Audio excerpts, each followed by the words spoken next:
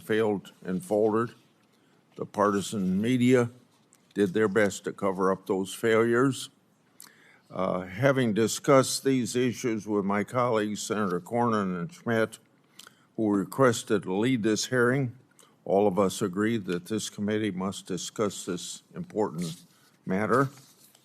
An important part of this discussion involves the last administration's weaponization of law enforcement against Trump and his associates, which was done to try and win an election. That, too, they tried to cover up. Since I became chairman of this committee, my investigative work has exposed how weaponization was done. Look at the FBI's Arctic Frost investigation, which ultimately became one of Jack Smith's cases against President Trump, based upon records that I've made public. The case's origin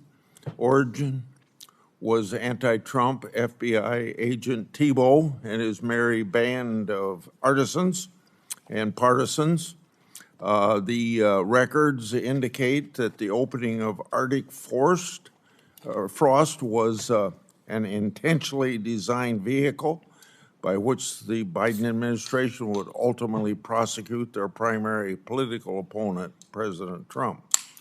Then I made emails public relating to the Biden administration's political investigation into Peter Navarro, Tebow, and his other anti-Trump agent, Walter Giardina, were also involved in that case.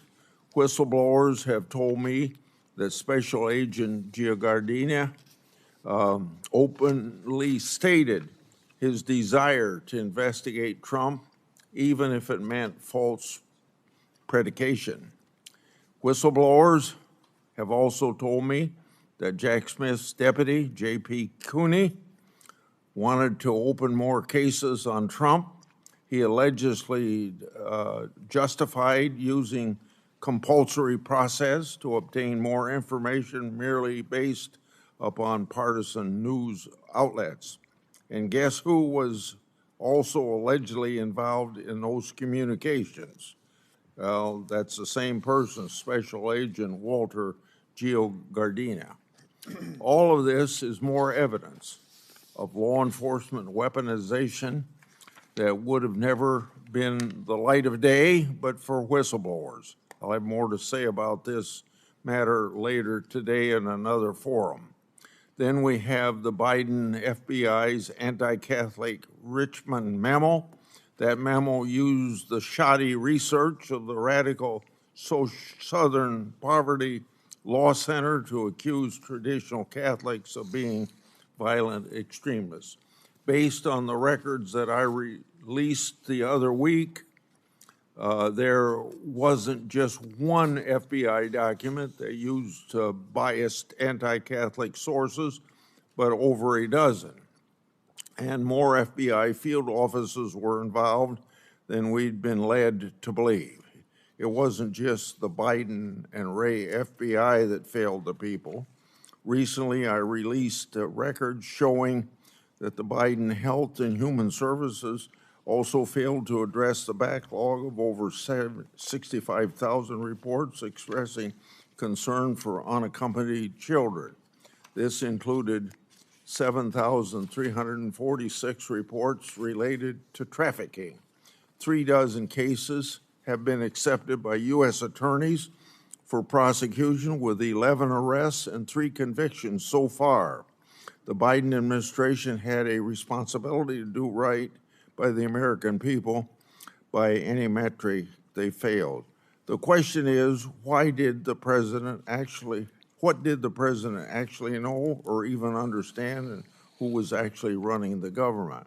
But regardless, the buck stops with the president, and President Biden will have to answer to history for what's happened the last 4 years. Now I'm going to turn over the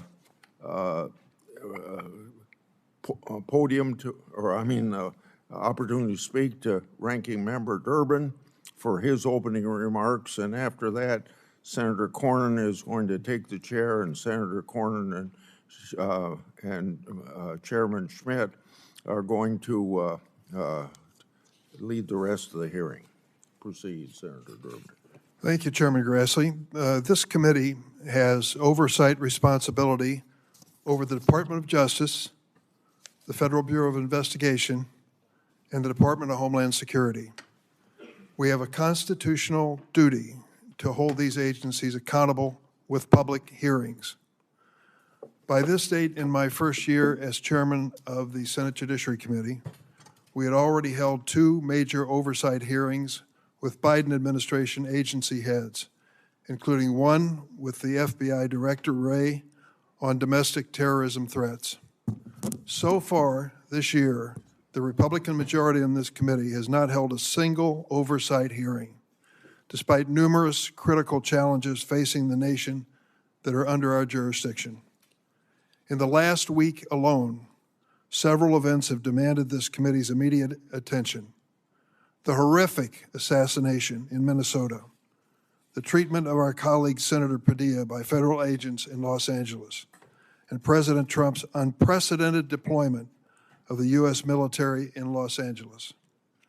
We should hear without delay from Attorney General Bondi and FBI Director Patel about what they are doing to address the unacceptable political violence in our country, including threats to Article III judges and justices, as well as members of Congress. And we need to hear from the Homeland Security Secretary Noem about the treatment of our colleague, Senator Padilla, and this administration's mass deportation campaign against immigrants. But instead of exercising this constitutional oversight duty, my Republican colleagues are holding this hearing. Apparently, armchair diagnosing former President Biden is more important than the issues of grave concern which I have mentioned. To take a few examples of the issues this committee should be addressing, the Trump administration has removed dozens of senior career prosecutors and FBI officials with decades of national security expertise, leaving our nation more vulnerable to terrorism and other national security threats. This should be explained to this committee. The Justice Department has diverted hundreds of law enforcement agents away from combating cartels, drug trafficking, and gun violence to participate in President Trump's mass deportation campaign. This should be addressed in an open hearing of this committee. The Justice Department is also turning a blind eye to corruption. The administration has gutted the Department of Justice's Public Integrity Session, which oversees political corruption, just as the president's shameful crypto scheme unfolds. And the administration has removed Department of Justice career ethics officials and shut down the office charged with investigating misconduct by DOJ attorneys. With these internal checks gone and this committee asleep at the wheel, it's no surprise that Attorney General Bondi signed off on President Trump to accept Qatar's gift of a $400 million luxury airliner, despite the fact that the Attorney General was previously a registered foreign agent for the Qatari government. We are still waiting for her official finding on this gift transfer. And it's no surprise that Department of Justice official Amo Bove tried to strike a corrupt bargain with New York Mayor Eric Adams, dropping public corruption charges in exchange for the mayor's cooperation with Trump agenda mass deportations. When it comes to these historic, compelling issues, the GOP majority tells America to move along. Nothing to see here. Let's revisit this administration of a previous president in this hearing. Let's revisit a 20-year-old precedent on the use of an autopen. And I know my Republican colleagues are eager to discuss President Biden's pardons. But why are they ignoring the actual pardon crisis that's taking place right now? President Trump's pay-to-play scheme. Last month, President Trump pardoned Paul Walzak, who pleaded guilty in 2024 to withholding over $7 million of taxes from his employees' paychecks and failing to pay them to the Internal Revenue Service. What warranted Mr. Walzak's swift pardon by President Trump? His pardon application explicitly cited millions of dollars his mother raised for President Trump's campaigns and other efforts to support the president. But that was not enough.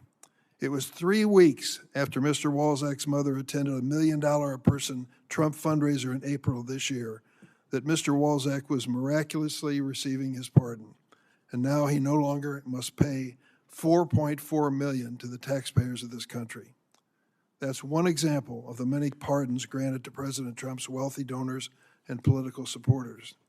Of course, these pay-to-play pardons are in addition to more than 1,500 January 6 rioters who received blanket pardon from President Trump, including 169 who violently assaulted law enforcement officials. And we're going to make a question of cognitive ability. I think we should consider what happened in Alberta, Canada, just this week, where President Trump was at a press conference with British Prime Minister Keir Starmer and said the following: "You all know the great PM of the UK, and we just signed a document."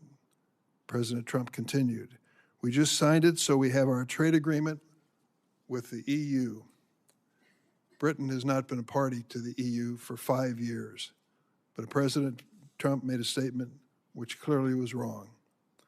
Now I'd like you to see a short video that includes some other examples of cognitive ability.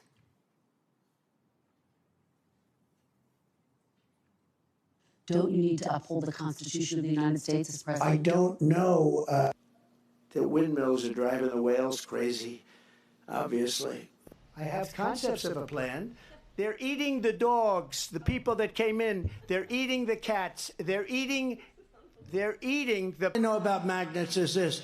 Give me a glass of water. Let me drop it on the magnets. That's the end of the magnet. The kidney has a very special place in the heart. Right, and then I see the disinfectant where it knocks it out in a minute, 1 minute. And is there a way we can do something like that by injection inside or almost a cleaning? This is a tough hurricane, one of the wettest we've ever seen from the standpoint of water. When you ran out the healthy arms, you ran out of really healthy. They had great arms, but they ran out. It's called sports. It's called baseball in particular. Can't understand a word he's saying. Did you just see Maduro, Venezuela? It's unbelievable. Well, I don't know about it. I mean, obviously, I'm not involved. He wants to know why the proclamation was signed in the dark. I don't know when it was signed because I didn't sign it. Other people handled it. Do any of these statements raise a question of cognitive ability? You be the judge. If my colleagues are truly interested in issues of presidential succession and disability under the 25th Amendment, I would suggest they embark on this constitutional journey with a proposed amendment, not today's political adventure. I yield. Good morning. I want to thank Chairman Grassley for convening this hearing and my colleague, Senator Schmidt from Missouri, for co-chairing this with me as we examine the constitutional crisis posed by the cover-up of President Biden's cognitive decline. The U.S. Constitution provides, as we all know, for 3 co-equal branches. Today, we're concerned about the chief executive, the President of the United States. As we know, the chief executive, the head of the executive branch, enforces the laws, appoints high-ranking officials, serves as commander-in-chief of our armed forces, can issue pardons, and can veto and advocate for legislation. But what are we to do when the president is incapable of performing these duties? Last June, the American public saw with their own eyes what many knew to be true, but would not dare to admit publicly. Our sitting commander-in-chief was suffering from severe cognitive decline, as evident by this video, which I will now show.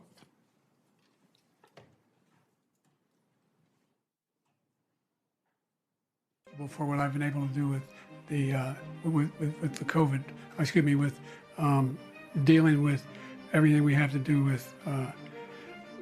Look, if we finally beat Medicare, Wants to get away with, get rid of the ability of Medicare for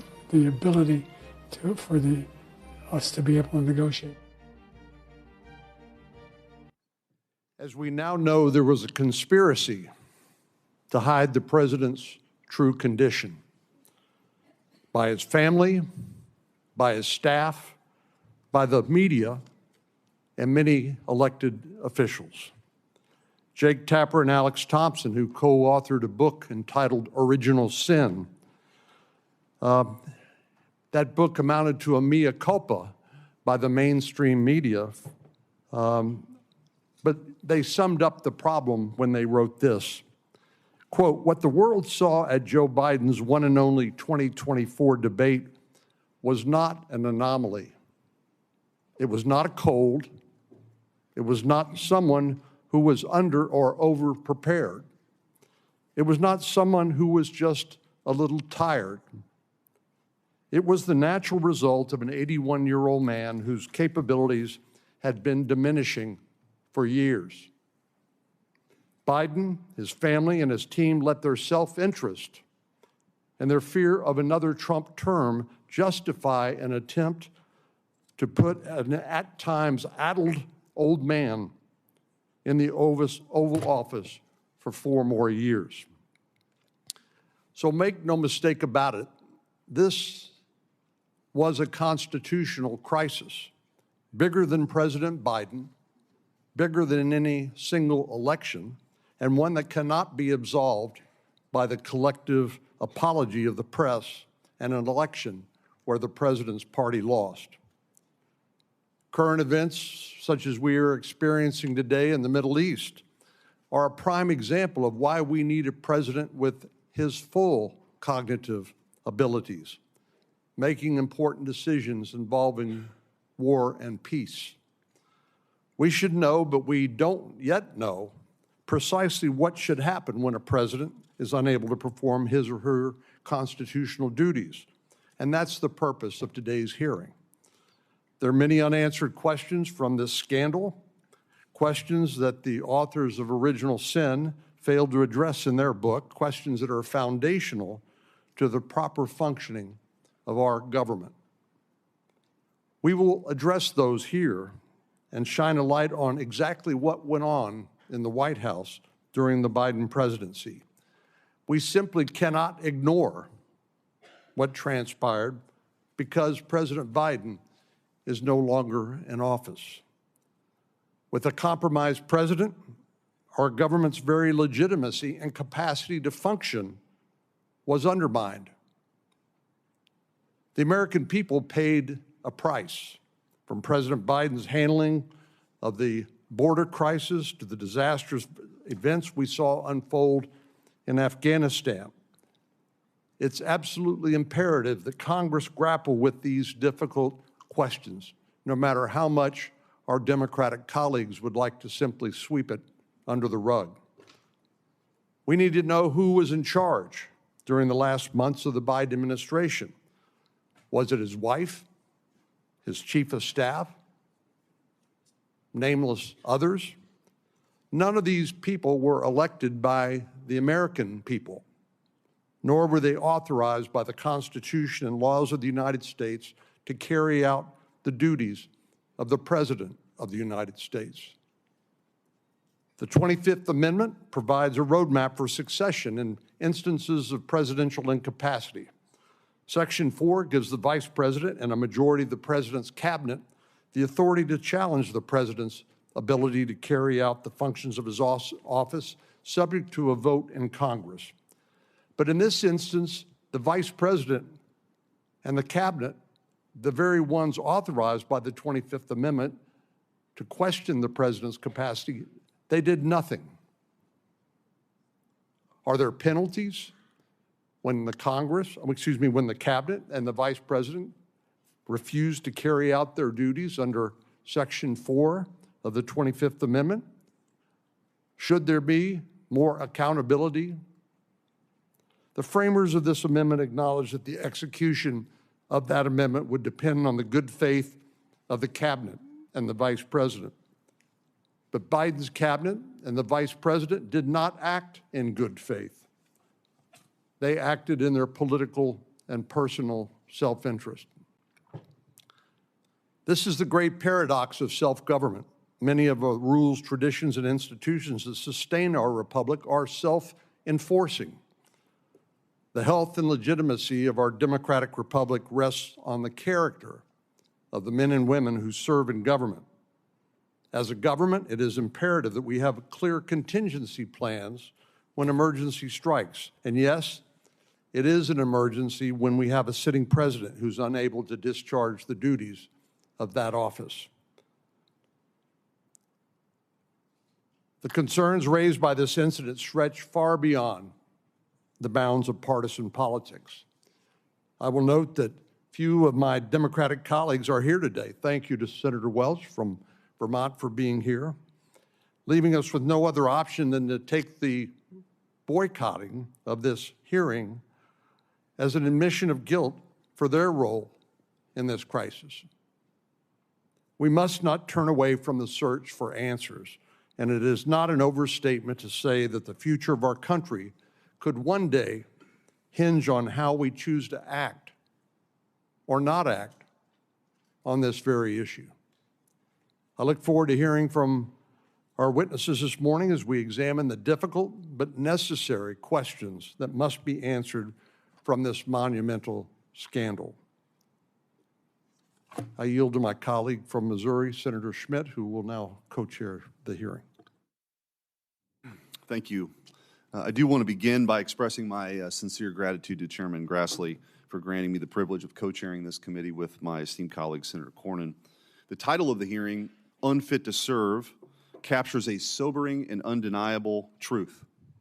President Biden was mentally unfit to carry out the responsibilities of the most powerful office in the world. Given his mental incapacity, the American people deserve to know who was running the country the last 4 years. Today, as we seek to answer this question, it is deeply disappointing but not surprising that most Democrats on this committee have chosen to all but boycott the hearing and have failed to call a single witness. They have chosen to ignore this issue like they ignored President Biden's decline. Their absence speaks volumes, an implicit admission that the truth is too inconvenient to face. By refusing to engage in this critical examination, they abdicate their responsibility to the American people. This de facto boycott is not just a refusal to participate, it's a refusal to serve the American people who deserve answers about who was truly leading their government. President Biden's decline did not suddenly begin in June of 2024. It was a persistent and obvious truth that was evident for years to anyone who was willing to see it. This reality did not require special insider knowledge or investigative reporting to uncover. We didn't need Jake Tapper and Alex Thompson to tell us what millions of Americans could freely observe with their own eyes. The truth was glaringly obvious. Anyone who was paying attention could tell that the emperor had no clothes. Nearly a year ago, I took the historic step as the first U.S. Senator to formally call for the invocation of the 25th Amendment against President Biden. I sent letters to every cabinet secretary and the vice president laying out the urgent case. Our nation was effectively without a leader. The absence of a functioning president wasn't an abstract issue. It inflicted severe consequences on our nation, consequences that touched every aspect of American life. On border policy, our nation's borders were handed over to the radical left-wing element of the administration, throwing open our borders to 15 million illegal aliens, an unprecedented immigration crisis that pulled our nation into chaos. On foreign policy, haphazard and reckless decisions placed our warfighters in jeopardy, escalated conflicts around the globe, and led to a catastrophic humiliation on the world stage that claimed the lives of 13 American soldiers, including one Missourian, during the disastrous withdrawal from Kabul. On the economy, rampant inflation drove up the cost of life's essentials, making them unaffordable to countless hardworking families. In the realm of culture, the regime censored free speech, closed down churches, targeted traditional Catholics and parents at school board meetings, and let an unelected class of left-wing radicals degrade, attack, and lie about our history and our heritage. A poisonous anti-Western, anti-American ideology that had once been confined to elite university classrooms suddenly became the official White House policy. All of this was done not in isolation. It was sustained, defended, and covered for by an alliance of elite institutions, from the media to the so-called expert class to big tech to the federal bureaucracy itself. When we speak of collusion among elites or the so-called deep state, we're accused of being conspiracy theorists. But this was no theory. It was plain and overt, out in the open for everyone to see. For 4 years, we had a president who could barely string together coherent sentences after 6 p.m. Yet, this glaring fact went unreported, undiscussed, and unaddressed. Why? Because the Democrat Party, corporate media, federal bureaucracy, and big tech companies collaborated to conceal the truth from the American people, not out of ignorance, but because it advanced their own interests. In the absence of a functioning president, chaos took hold. An empty vessel occupying the Oval Office becomes a puppet for those surrounding him. Many elected officials, including some in this chamber, have used autopens, a mechanical device that replicates a signature. There's nothing inherently wrong with that, so long as we are the ones actually making the decisions. But under President Biden, the autopen became a troubling symbol, a symbol of an absentee president and an executive branch directed by nameless, faceless aides that no one outside of Washington, D.C. had ever heard of and no one ever voted for. It was the autopen presidency, a government run by committee rather than a leader chosen by the American people.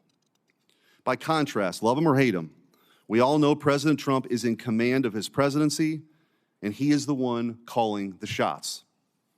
It is plain as day that President Trump is actively making the decisions, whether announced via Truth Social or signature.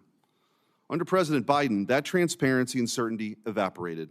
We cannot confidently say that the decisions bearing his signature were the will of the president or his Politburo. That goes doubly for his social media posts, including his decision to drop out of the 2024 presidential election. We did not know if it was his decision or posted on his behalf after a palace coup because President Biden was mentally unfit to serve. The corporate media played an indispensable role in this cover-up, systematically suppressing discussion of President Biden's condition. As we will demonstrate in the video evidence presented today, dissenting voices were silenced, and the truth was buried. It was not a passive oversight. It was deliberate. It was a deliberate campaign to shield a narrative that protected the interests of the most powerful. Even members of this very committee, some of whom served alongside then Senator Biden when he chaired this very committee, defended his mental acuity for years. Now Jake Tapper and Alex Thompson offer a convenient narrative to absolve everyone involved. The media lacked access, the family was overtly protective, the cabinet was incompetent, and Robert Hur said the president was merely a well-meaning man in aviators who liked ice cream. It is the tired, evasive refrain of the politician caught in a lie. Mistakes were made. Yes, mistakes were made, and every participant in the cover-up, from the media to the cabinet, is jointly and severally liable for what may very well be the greatest deception in our nation's history. Even their apologies today are framed in a way that absolve them from responsibility for this crime against the American people. They apologize for having missed the story. They didn't miss anything. They actively chose to ignore or run cover for the people in power. The Biden cabinet rarely met, and some members, like former Secretary of Transportation Pete Buttigieg, deliberately distanced themselves from the president to maintain plausible deniability. Even members of this committee were part of the Great Deception. The Monday after Biden announced he would not seek re-election, one member called the idea of invoking the 25th Amendment outrageous, insisting the debate performance does not reflect who he is or his capacity to govern as President of the United States. Another member repeatedly vouched for Biden's fitness, declaring, Joe Biden is fit, capable, and ready to serve another term. And later, this is a man who is sharp, who is on top of his game, who knows what's going on. Yet another, during the 2020 Democrat presidential primary, alluded to Biden's decline, but quickly retracted his remarks when it became politically expedient. After the debate, yet another member praised Biden's strong delivery of remarks to NATO as evidence of his capacity to lead. The purpose of this hearing is not to interrogate Biden officials or partisan reporters, though they should be held accountable. Instead, our focus is to identify and rectify the systemic weaknesses that allowed this situation to fester unchecked. Our distinguished witnesses, experts in White House transparency, operational procedures, and executive power will assist us in diagnosing these flaws. While the House and Senate pursue fact-finding missions to hold these responsible to account, our mission here is to chart a path forward. We cannot allow another weekend at Biden's presidency with its glaring national security vulnerabilities papered over by an autopen. The DC establishment might argue that the governance of a shadowy, unelected figures is a legitimate substitution for a functioning president. It is not. The American people cast their vote for a president, not a faceless apparatus. Article 2 of the Constitution vests immense authority in the President of the United States, a single individual. With that extraordinary power comes equally profound responsibility. At the Constitutional Convention, our founding fathers debated giving the President the title of Defender of the Rights of the American People. The security and well-being of the American people and their rights must take precedent over personal ambition. It is often said that power corrupts. I believe that power reveals. Over the past 4 years, this cover-up laid bare a disturbing reality. The left and the corporate media place their pursuit of power above the welfare of your families and your country. They dismissed your observations, urging you to not to trust your own eyes. We have a solemn duty to call this what it is, an abdication of constitutional duty. As was stated in Federalist 51, ambition must check ambition. If a president is mentally unfit to serve, we need a dependable mechanism to, at the very least, ensure that the truth reaches the American people. I look forward to the insights this hearing will yield and from our expert witnesses in the discussion that will follow. The public is counting on us to ensure this never happens again, because we won't always be fortunate enough to have a leader like President Trump who is so unmistakably in command. Senator Welch. Thank you very much. Senator Cornyn indicated the view of the hearing is that there was a constitutional crisis as a result of the cover-up of President Biden's decline. I believe there is a constitutional crisis. It's the collapse of Congress asserting its Article I authority to make decisions about the well-being of the American people. What has this Senate debated in the months that we've been here, other than nominations? Have we discussed the possible war with Iran? Have we had a serious discussion on the floor about the massive and mounting debt? Have we had any discussion about the abdication of congressional spending authority by the impoundment actions of an administration? Have we had a discussion about climate change that is causing havoc throughout the world? What we've done is gone to the floor and haven't debated. We've gone to the floor and voted on nominations.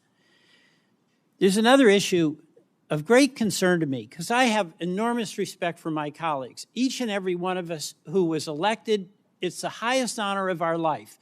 Each and every one of us came here because it is in our bones that we want to try to do something beneficial and make life better for the people we represent. And we have different points of view. But instead of this Congress debating those different points of view about oil exploration, or about clean energy, about a good healthcare system, what we do is turn that debate into personal accusations of motivations, of cover-up, of conspiracy, of bad character, of demeaning folks who disagree with us. So we never get to the discussion about how do we have a healthcare system that works for the people in Texas, the people in Louisiana, and the people in Vermont. We never get to the discussion about are we going to deny the reality of what you know is true, climate change, and how do we address that in a way that maintains a strong economy and actually builds a strong economy. We get into the accusations that if you disagree with me, you're a left-wing radical. We get into these discussions that if you disagree with me, you're a Marxist. We get into these discussions that fan the perception of the people we all represent, who desire nothing more than be able to take care of the families, live with some security, make a contribution in the communities where they live. That if a person disagrees with you, they are a bad person. We will get nowhere with that approach. Now, so many of the things that happened in the Biden administration, I totally supported, and many of you totally opposed. Those are policy disagreements. He came in with COVID. We got through COVID. We can debate about how we did it, but that was an accomplishment. The American Rescue Plan, we had the biggest jobs creation in the history of the country. The CHIPS and Science Act, acknowledging that we have to have a strong economy and be able to have the best chips here manufactured in the United States. We did that. The Federal Disaster Program improved significantly. And I can go on. And I'll take up something where we didn't do well, and that's immigration. You won that argument.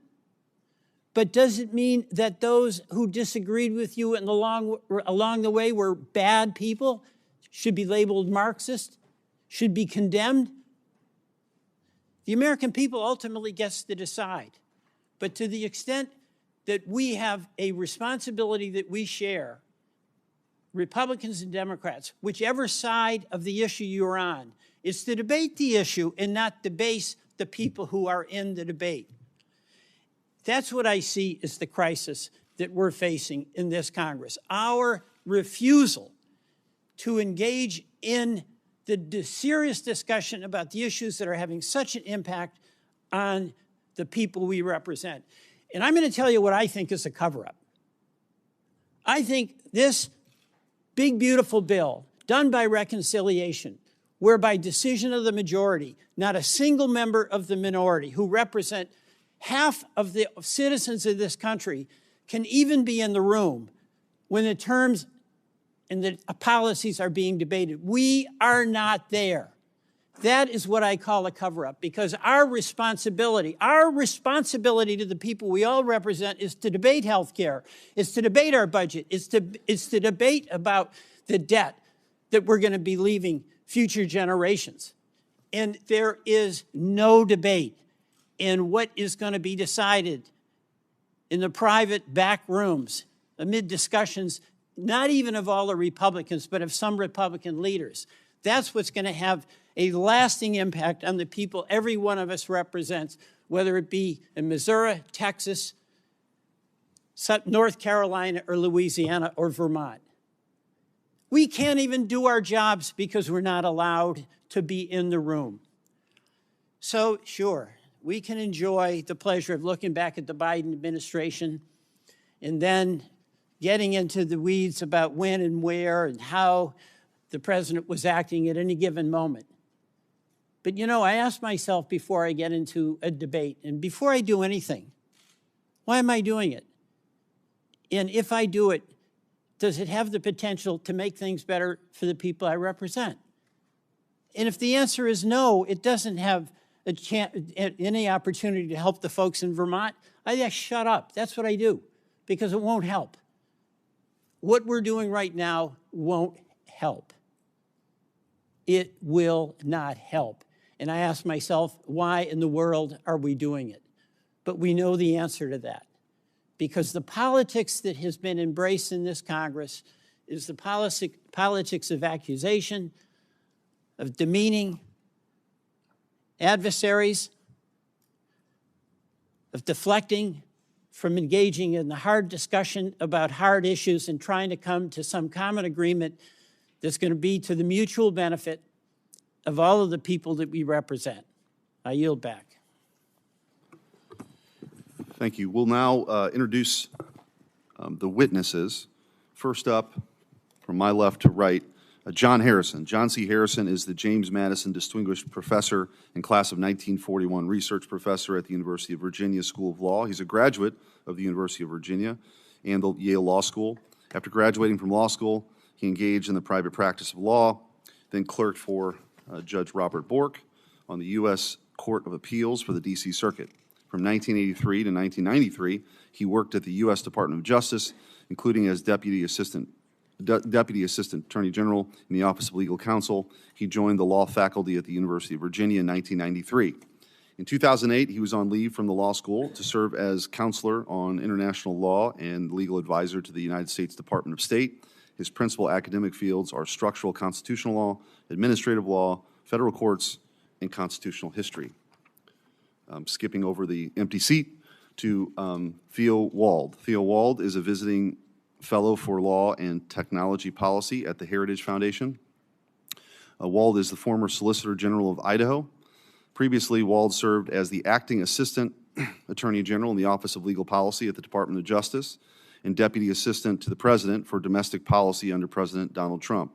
Wald clerked at the U.S. Court of Appeals for the District of Columbia Circuit for Judge Janice Rogers Brown and the U.S. District Court for the District of Puerto Rico for Judge Jose Fuste.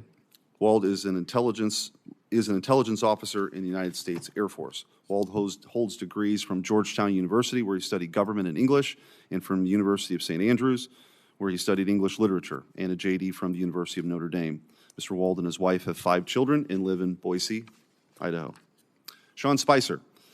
Mr. Spicer served as the 30th White House press secretary, is the author of 4 best-selling books, and the host of The Sean Spicer Show. Mr. Spicer previously served as communications director and chief strategist of the Republican National Committee and worked for several members of Congress. He currently serves on the board of visitors of the U.S. Naval Academy, holds master's degrees from the U.S. Navy War College, and is in his 26th year of service in the U.S. Navy. Mr. Spicer is a native of Rhode Island and resides in Virginia. It is the tradition of this committee that all witnesses will be sworn in. If you'd please rise, I'll swear you in now. Raise your right hand. Do you swear that the testimony you're about to give before this committee will be the truth, the whole truth, and nothing but the truth, so help you God?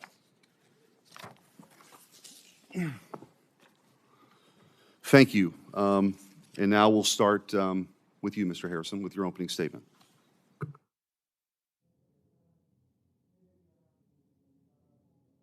Sure, Mike there. Thank you. Thank you, Senator Schmidt, Senator Cornyn. The committee has asked me to discuss Congress's power to regulate the process by which the president's signature is affixed to a document other than a bimanual signature, that is to say the use of an autopen or similar technology. I have 4 points to make. The first is that the Constitution and the laws generally, when they require that the president act by signing a document, do not require that the president manually sign the document. The Justice Department's Office of Legal Counsel wrote an opinion on that subject in 2005, which is quite extensive, and I find it persuasive. The concept of signature is signing a document is more general than, like a lot of concepts, more general than its central application. The central application is manual signature, but that's not the only way by which someone can sign a document. Someone can also sign a document by indicating that the person signing the document has decided that that person's signature should be affixed to the document by some process other than manual signature. The second point is that as a general matter, Congress has power to carry into execution the constitutional powers of the other branches of government. The last power that is conferred on Congress by Article 1, Section 8, is the end of what's called the Necessary and Proper Clause, and it provides that Congress shall have power, I'll read the whole clause, to make all laws which will be necessary and proper for carrying into execution the foregoing powers, that's Congress's other powers there in Article 1, Section 8, and all other powers vested by this Constitution in the government of the United States or in any department or officer thereof. That's the last part. That's the part that's relevant here. It's sometimes called the horizontal necessary and proper clause because it operates horizontally among the three co-equal branches. Congress is the legislature. There are times when one of the other constitutional powers can use support that can be given only by the force of law.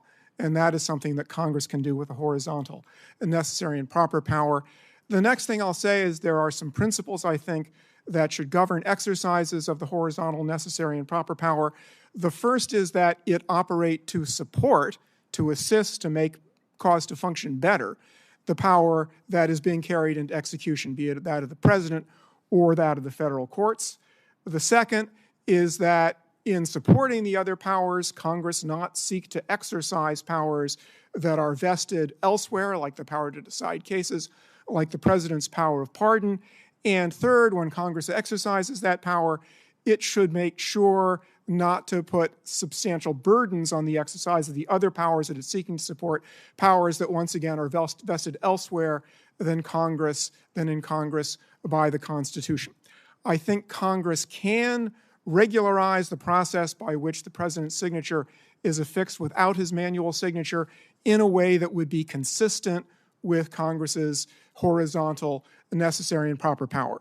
In particular, Congress can require that when the president indicates that his signature is to be affixed to a document without manual signature, that that decision by the president be documented and some individual record that the president has made that decision, and that be made part of the public record, say by being published in the Federal Register or the weekly compilation of presidential documents. A statute like that would carry the president's power into execution because making sure that the president really has made a decision and that it wasn't made by someone else with the president's autopen is a way to make sure that the power is properly exercised, that is, by the president. As long as a statute like that is completely neutral, applies the same way to all presidential decisions, it shouldn't raise any problem of Congress trying to control the president's authority. Again, constitutional powers are vested in the other branches and supported by Congress under the horizontal necessary and proper power. And third, a requirement of documentation. Well, the White House does a lot of documents. The requirement of documentation would not place a substantial additional burden on the president and the processes by which the president acts. And I would suggest that if the committee consider legislation along these lines, that it inquire into the paper flow process currently used in the White House so that any statute Congress enacts will make that process work better rather than burdening it, making it not work as well. Thank you. Thank you. Mr. Wald. Senator Corbin, Senator Schmidt, members of the committee, thank you for the opportunity to testify this morning about how the cover-up of President Biden's mental decline endangered America's national security and undermined the Constitution.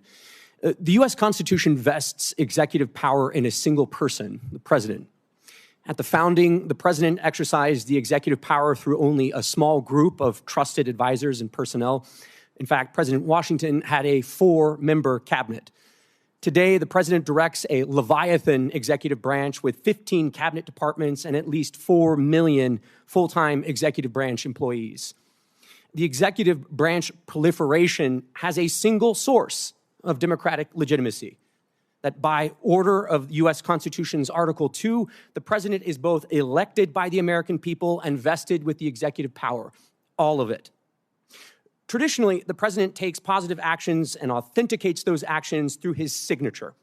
His signature is required for the most significant actions he may undertake: to sign an executive order, to take any action invested in him by the Constitution, as in granting a pardon, and to take the most important action of all, to sign a bill into law. In all these cases, the president's signature is itself the protection of democratic principle. When the president signs, he communicates his assent and endorsement of the action he takes. The autopen is a device that signs the president's signature to a document.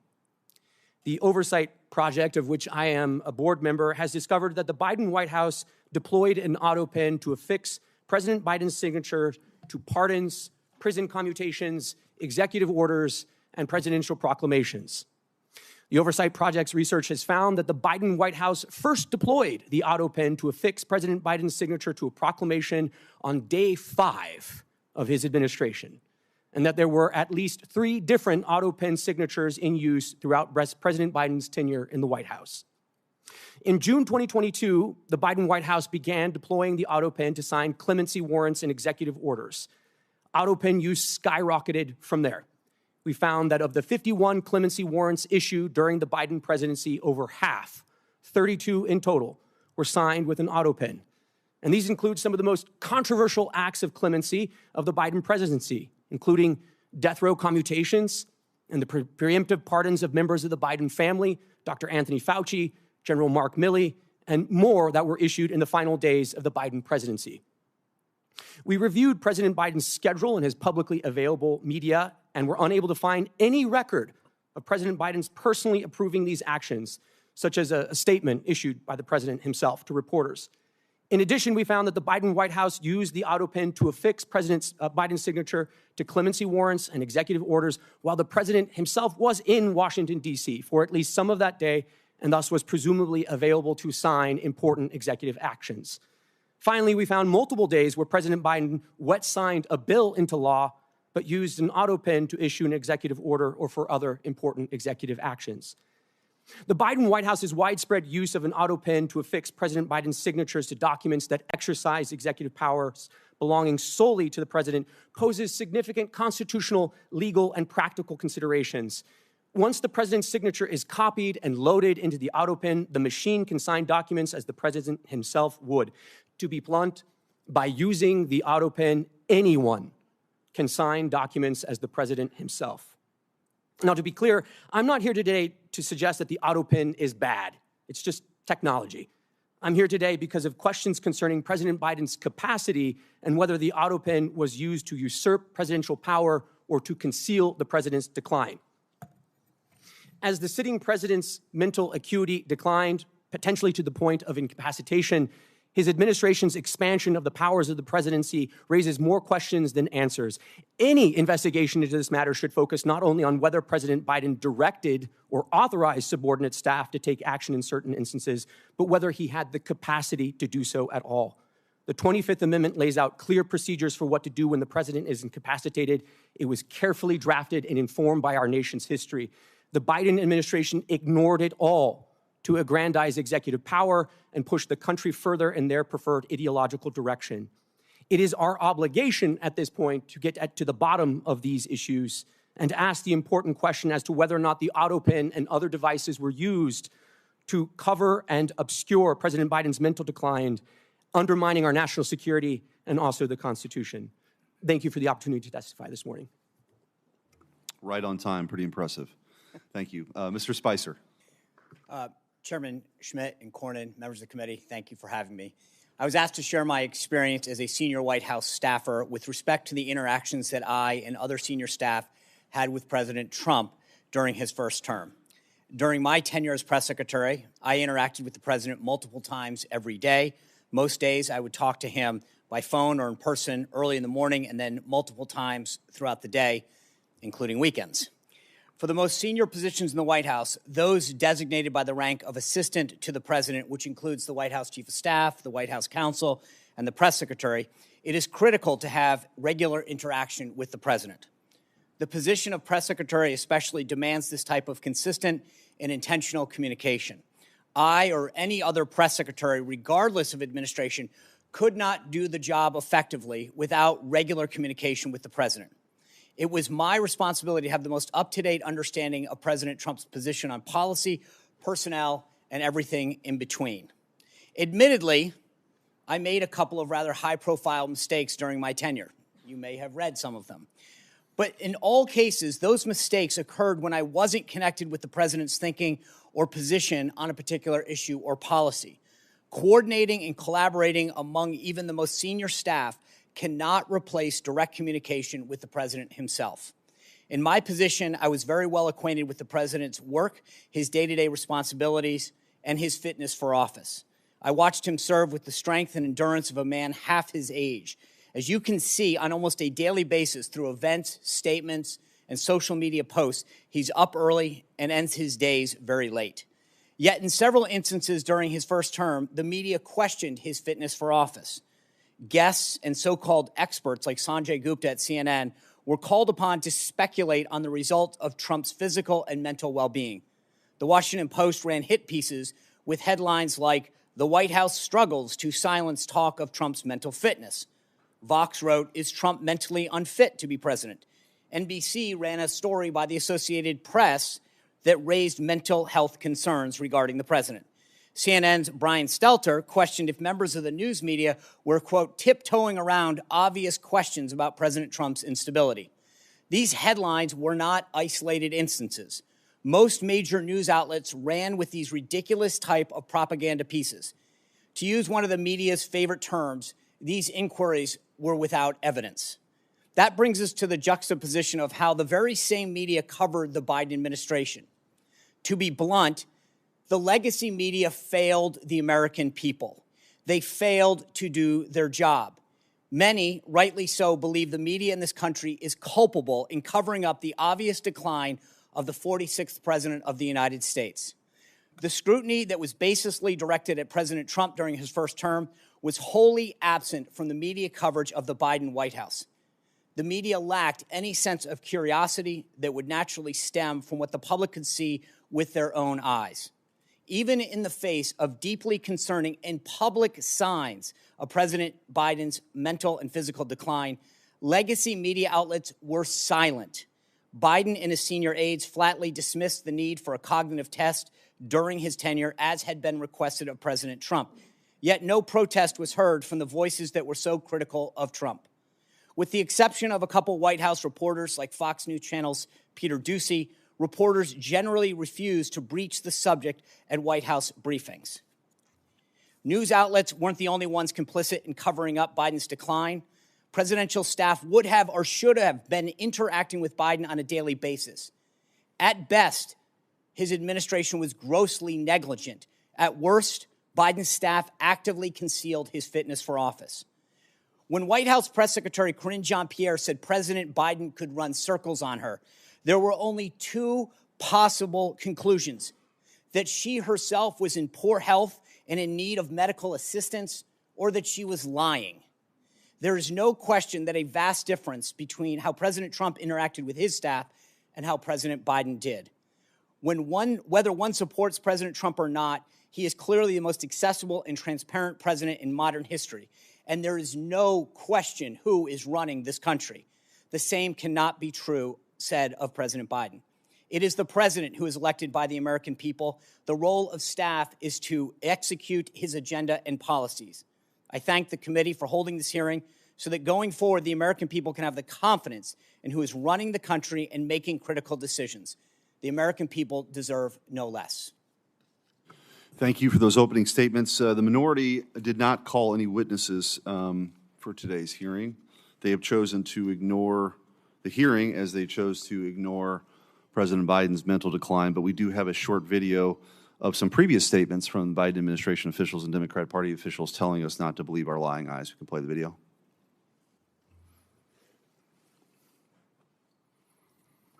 Does the president have the stamina, physically and mentally, do you think, to continue on even after 2024? Don, you're asking me this question. Oh my gosh, he's the president of the United States. You know, I can't even keep up with him. The most difficult part about a meeting with President Biden is preparing for it, because he is sharp, intensely probing, and detail-oriented and focused. I can testify because I've been working very closely with this president for the past 2 years. I've been knowing him for 30 years. And I'm telling you, this guy's tough. He's smart. He's on his game. Joe Biden has vision. He has knowledge. He has a strategic thinker. The president is focused. He's detail-oriented. He's always thinking about the big picture. He is engaging. He is capable. He has an incredible record as president. And I'm often with him on foreign trips. He's at the top of his game. So he has a vision. He has knowledge. He has judgment. He has a strategic thinking. I met with the president, 5 or 6 weeks ago, and he seemed fine to me. I have complete confidence in the president. I have watched him expertly guide meetings of staff and cabinet members. I could not have more confidence in the president. I would just tell you that I meet frequently with the president, and every single time I meet with him, he is just fine. But he is, again, knowledgeable, wise. Incredibly sharp, incredibly probing, incredible command of the details. He is sharp. He is on top of things. There is nothing to these challenges, these suggestions that somehow he's not sharp and he's not capable. We see Joe Biden up close. We know how attuned he is to the issue. And you're going to see how smart he is and the experience he has. I say his age is an asset. Aha! He's wise. Yes, he's wise. He has wisdom. He has experience. And his experience, because of his age and his wisdom, has been invaluable to this country. A lot of countries, people who've been in office a longer period of time are praised for their wisdom. I have seen a lot of 72-year-olds not as capable as this 80-year-old. It is hard for us to keep up with this president. His mental acuity is great. It's fine. It's as good as it's been over the years. He's fine. All this right-wing propaganda that his mental acuity has declined is wrong. And this kind of sense that he's not ready for this job is just a bucket of BS that's so deep, your boots will get stuck in it. Okay. Professor Harrison, I do want to ask a couple questions. I just want you to presume for a moment that, that a pardon was issued under President Biden's autopen signature, but issued without his direction. It comes to light that that he actually didn't direct it. A member of his staff used the autopen for a pardon. What recourse is available under those circumstances? Well, Senator, I think there would be two questions. The first has to do with whether, and I can't answer it other than to identify the question, which is to say sometimes documents that are properly authenticated are treated as having been validly issued even when they're not. That can happen. There are legal rules that produce that result, and I don't think there is such a rule about a pardon, but I would have to inquire into that again because there are such rules. The other thing I'd say is that for a pardon particularly, the only situation I can think of that clearly would bring into question whether the pardon was valid, which was the first question, was if the government sought to prosecute someone and the person who purportedly received the pardon offered the pardon as a defense, then the government might say that no, the pardon was invalid and therefore you weren't pardoned, you're still subject to prosecution.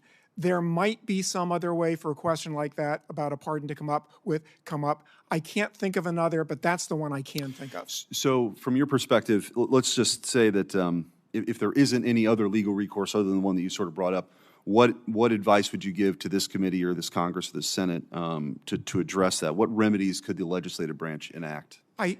It's hard to think of anything Congress can do ex post. That's why I do think that it would be advisable ex ante to improve the process of authentication and make it more clear that documents that are signed by autopen really do reflect a decision by the president. That done in advance will make whatever the authentication system is more reliable.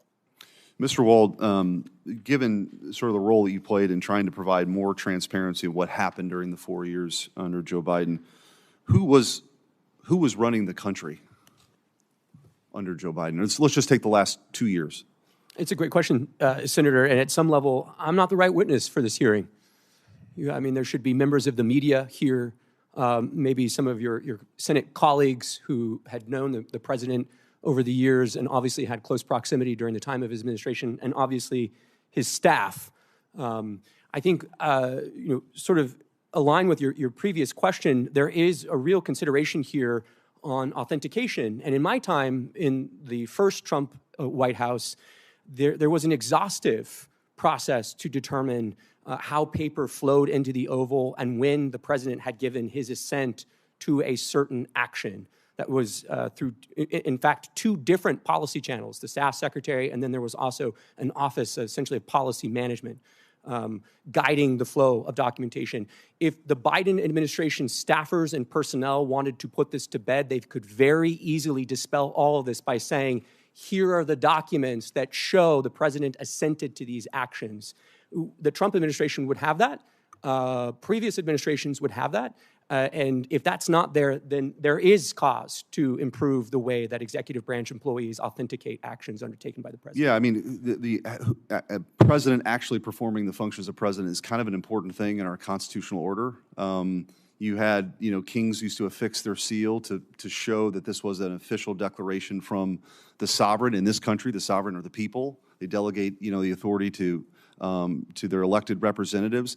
And as you mentioned in your opening statement, there's only one person elected by everybody. So that signature, this is not just a small point, that signature issuing a pardon for someone who'd been convicted of a crime, or in the case of Joe Biden, these preemptive pardons, which are sort of unprecedented, is a big deal.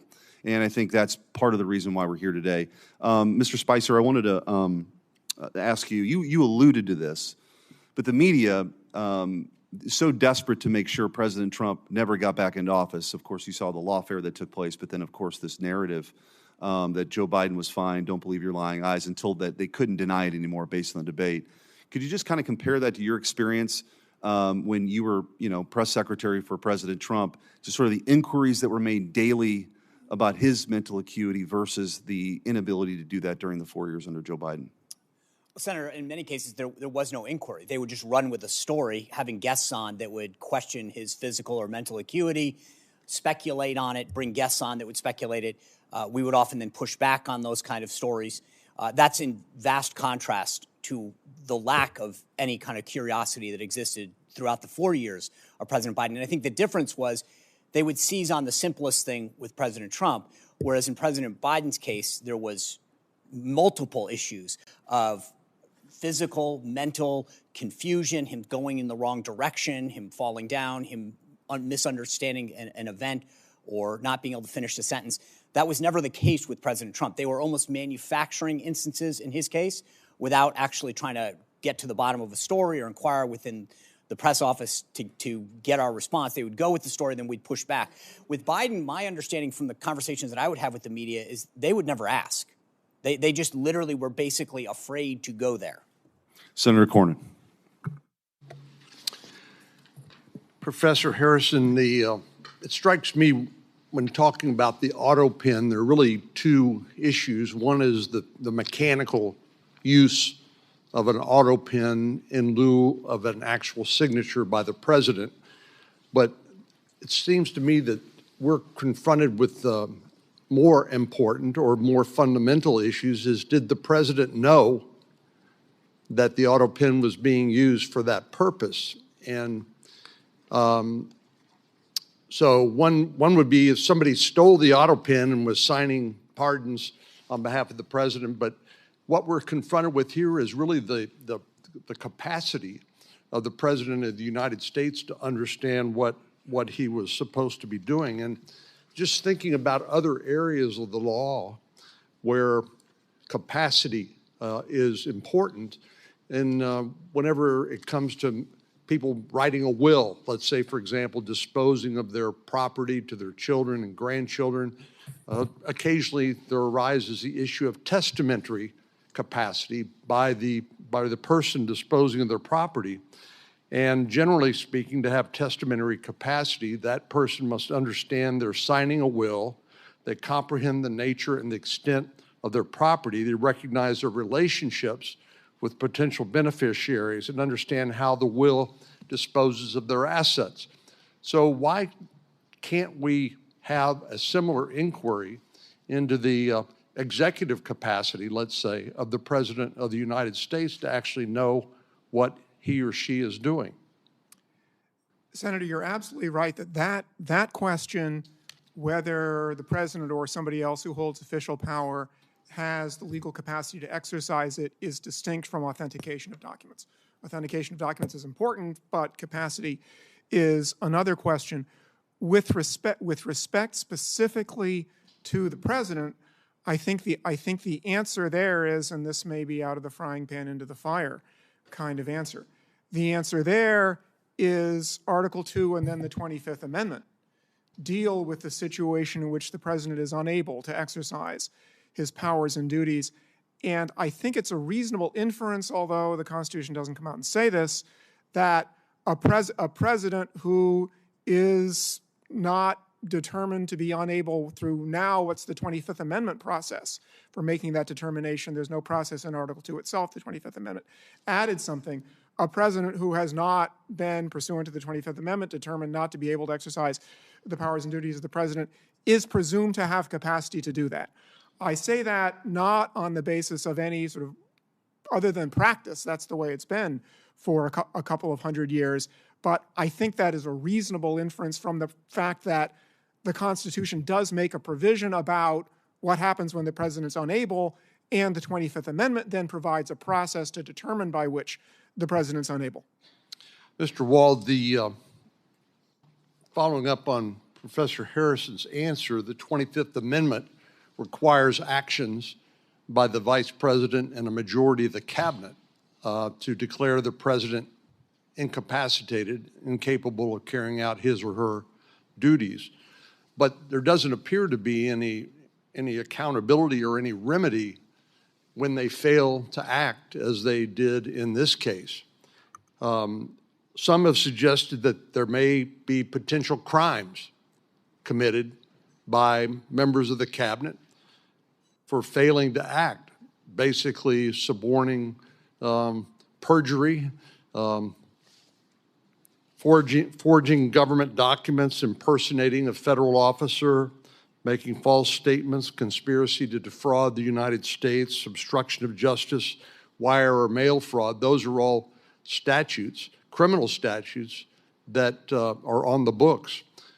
Do you think there's any application of any of those criminal statutes to the circumstances of the Biden presidency and his incapacity and the failure of those persons, only persons authorized to question that incapacity under the 25th Amendment, the failure on their part to act? Senator, there very well could be. I mean, obviously, that would be a question for a prosecutor to take up in their discretion. I will say the 25th Amendment, it's a modern contrivance, but it still is consistent with American constitutional tradition, which it assumes that officers of the United States will act virtuously and morally. And the idea that members of the Cabinet would go to the length of avoiding the Oval Office so as to abdicate their responsibility to verify the appropriateness of the president's acuity or the ability to authenticate actions taken by the president. If that's not a constitutional scandal, I mean, honestly, I don't know what would constitute such. So, yeah, I mean, I think there could be the potential for crimes, but moreover, the 25th Amendment can only function in its procedural mechanisms if people are actually willing to call a spade a spade. Senator Britt. Thank you, and I really appreciate Senator Cornyn, Senator Schmidt calling this hearing. This is incredibly important. I mean, you look at what the administration did, you look at what the Democratic Party did, you look at what the legacy media did. It is absolutely inexcusable. It is not only dangerous, it's disgusting. And the American people deserve better. And the fact that we have none of my Democratic colleagues over here, that this entire dais is empty, that what they allowed to happen, that they are not interested in correcting it for the future is absolutely mind-blowing. And so when we're looking at what Joe Biden did while he was in office, you have a disastrous withdrawal from Afghanistan. I mean, leaving equipment, leaving allies, changing the way the world viewed us. You look at an emboldened Russia, Iran. You look at what happened, obviously, with China and those conversations with Joe Biden. You look at millions flooding across our border. You look at a ton of unaccompanied children coming across, hundreds of thousands. You look at hundreds of thousands of Americans dead because of fentanyl poisoning. You look at record high inflation. Who was in charge?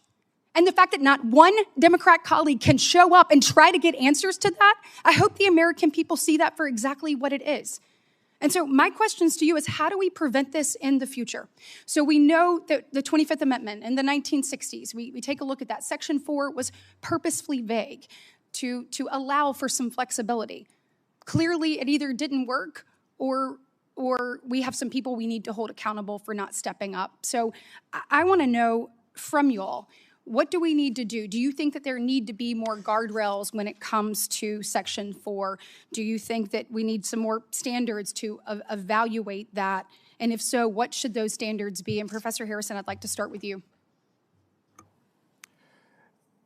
Senator, this is the question about further implementation of the Section 4 is one that has not received a lot of attention because, fortunately, the country has not needed it very often.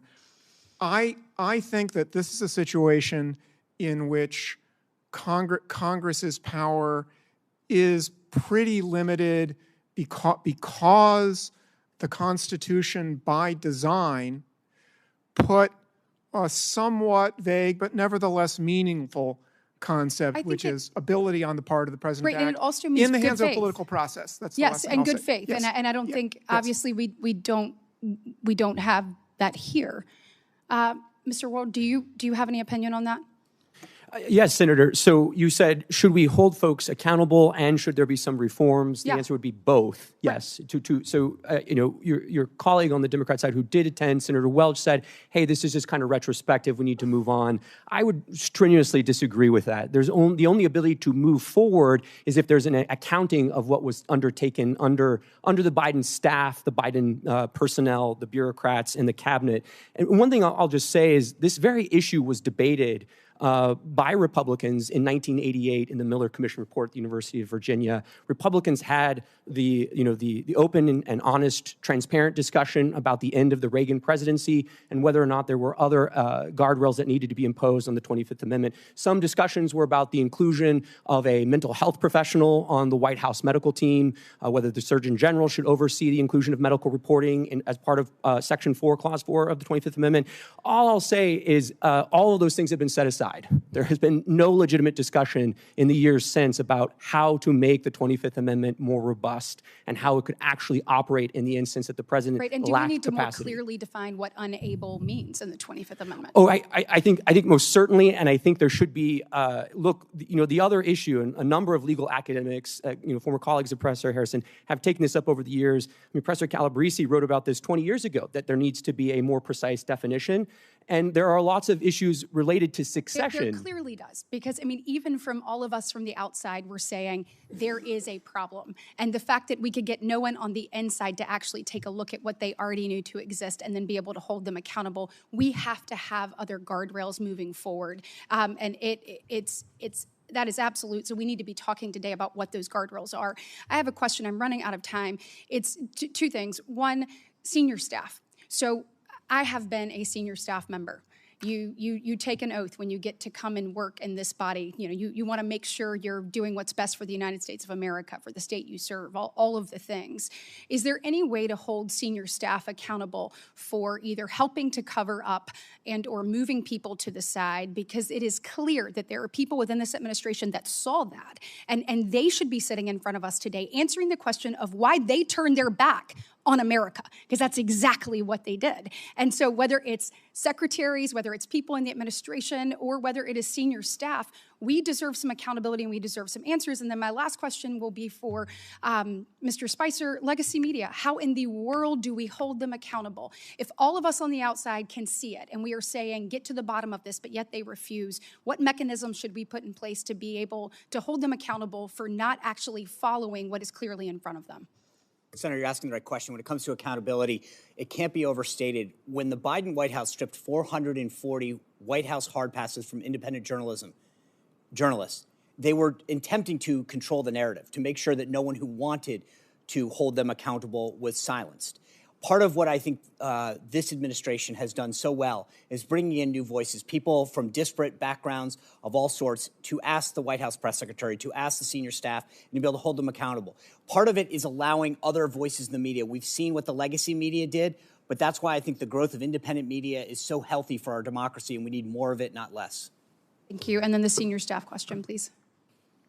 Look, Senator, senior staff from the first Trump administration were brought in before committees and investigated for their participation in drafting the president's remarks on January 6th, for drafting a speech. So if there was an effort by senior staff, the Politburo, as they seem to like to have called themselves, if they were purposely distancing cabinet members, evading difficult Q&A with press, all as an attempt to conceal the president's mental acuity, yes, they should be held accountable. Thank you. Thank you. Senator Moody. Thank you, Senator Cornyn, Senator Schmidt. Appreciate you holding this important hearing. And certainly I appreciated my colleague, Senator Britt's remarks in listing out so many of the failures of the last administration as they played out. I think Americans, yes, sat horrified as they watched these events unfold, but at the core of those failures were bad policy decisions. And the truth is, you know, people talk a lot about the end of the Biden administration and his debate performance. But those of us that were involved of the repercussion and the consequences of some really bad, irresponsible, reckless, I would say dangerous policies, and were involved from day one of the Biden administration, we started questioning immediately who was making these decisions, because they were so disastrous for the security of this nation and the safety of our people. So I would say from day one of the presidency through all 4 years, this was a legitimate question, and every single failure that Senator Britt listed was the consequence of a policy decision. When I was the Florida Attorney General, one of the very first executive actions that came out undid both Republican and Democrat presidential precedents of saying, if someone is here in our country and they're here illegally and they are committing serious felonies, we are deporting them. And actual priorities were that those were the ones they went after first. And one of the very first actions that came out of that White House was they abandoned that both Democrats and Republican presidents had enforced, and released to all law enforcement around the nation that they were no longer going to make that a priority. When sheriffs were calling and pleading with us to take these people from their jails and not make them release them back into the communities, we would try and communicate this, but indeed they were canceling detainers and releasing these people into the communities. They were taking people that were brought here from other countries, brought here only to prosecute because they were a danger to our nation and our people. And instead of deporting them after their prison sentences, they were pushing them into the United States. And I don't think it should be lost on anyone that just yesterday it came out. You know how many the Trump administration pushed into our interior in the last 4 months? Full month? 0. And I want you to compare that to a month of the Biden administration where hundreds of thousands of people, barely vetted, if vetted, were forced into our nation's interior. And you've seen these consequences play out. It's not just rape victims, murder victims, robbery victims. We've caught people here that's from foreign nations that are on the terrorist watch list that can cause some of our nation's biggest tragedies and devastation. That is the undermining of what a commander-in-chief is supposed to do in those policies. We saw it day one, and that's just one example. And it played out for 4 years. So I think one of the reasons that you see not one Democrat in this hearing room right now asking these questions is because how do you defend the indefensible? What are they going to say? I mean, there has never been a more reckless, negligent administration that I can remember in my lifetime. And as an attorney general, as the wife of a law enforcement officer, as a federal prosecutor, as a judge, I sat horrified that was the person that was in charge of our safety, our commander-in-chief, in charge of our borders. And I know, Mr. Wold, you have talked about the danger in executive actions being pushed out when somebody's not in charge that understands how it's affecting the safety of this nation. I'm sure based on your prior experience and some of the things that you saw being pushed out, I often thought, this is a radical aide's dream. You have a commander-in-chief barely paying, probably not able to pay attention, and they're pushing out policies left and right. Tell me in your experience if you noticed anything where that could be the case coming out of that administration. Yeah, thank you, Senator. I mean, I think on the immigration score itself, so many of those sort of special powers exercised by President Biden on parole, on temporary protected status, they require the president to do those in his own name, correct? It's a case-by-case evaluation performed by the chief executive. And so I think in reviewing some of those, when I was sitting on the sidelines, the question I had was, what does the paper process look like for that? How did DHS work that up? How did it go through the staff secretary's office?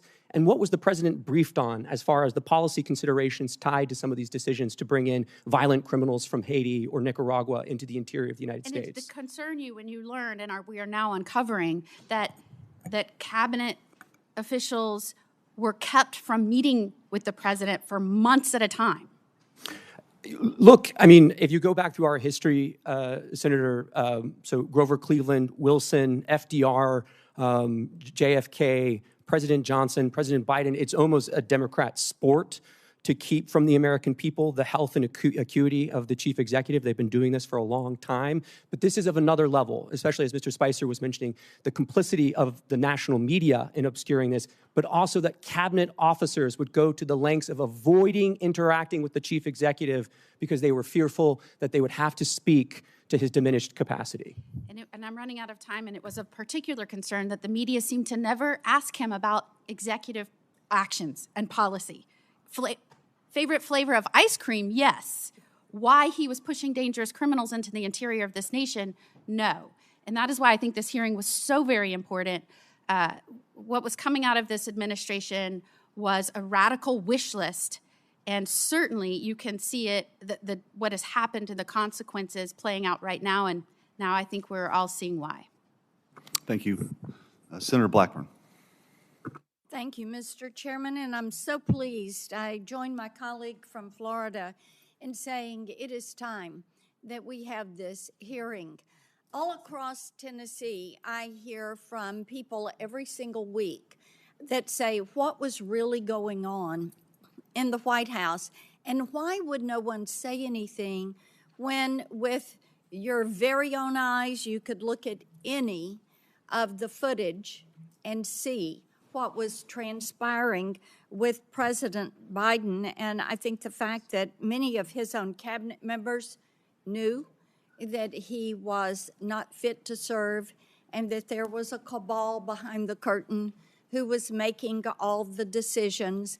It is so offensive to the American people. And it's not something that is a partisan issue. As I talk with Democrats, many of them have lost faith in what they thought was going to be a very moderate Joe Biden administration, and it turned into be the far left Bernie Sanders version of the Democrat Party that was using the autopen and making decisions and committing our great nation to policies that the American people did not support and would never have supported. And I fully believe that because of that overreach and that flippant attitude that much of his staff had toward the policies of this nation, to people in the administration that chuckled about tossing gold bars off the Titanic. They knew they were going down. They knew they were going to be found out.